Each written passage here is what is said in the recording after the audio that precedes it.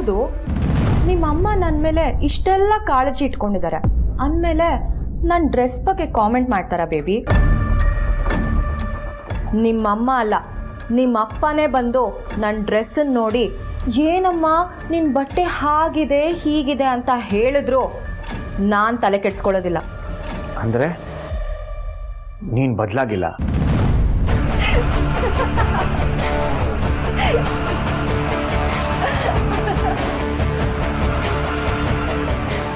ನಾನು ಚೇಂಜ್ ಆಗೋದಾ?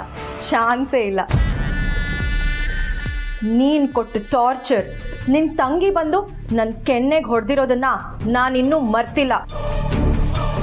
ನಿನ್ನ ತಂಗಿ ಗಂಡನ್ನ ನಾನು ಮದುವೆ ಆಗಿ ನಿಮ್ಮಿಬ್ಬರ ಮೇಲೂ ರಿವೆಂಜ್ ತೀರಿಸ್ಕೋಬೇಕು ಅಂತ ಅನ್ಕೊಂಡಿದ್ದೆ, ಆದರೆ ಅದಕ್ಕೂ ನೀನು ಅಡ್ಡಿಯಾದೆ.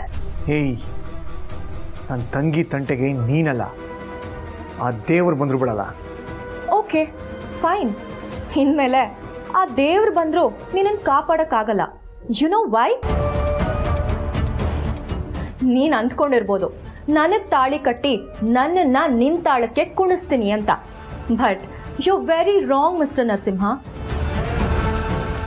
ನಿನ್ನನ್ನು ನಾನು ಸ್ಟೇಷನಿಂದ ಕರ್ಕೊಂಡು ಬಂದಿರಲಿಲ್ಲ ಅಂದಿದ್ರೆ ಇಷ್ಟೊತ್ತಿಗೆ ನಮ್ಮ ಅಪ್ಪನೇ ಒಂದು ಗತಿ ಕಾಣಿಸ್ತಿದ್ರು.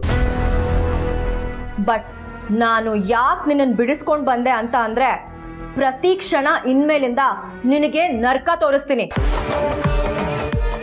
ಯಾಕಾದ್ರೂ ಇವಳು ತಾಳಿ ಕಟ್ಟಿದ್ನು ಅಂತ ನೀನು ನರಳಬೇಕು, ಹಾಗೆ ಮಾಡ್ತೀನಿ.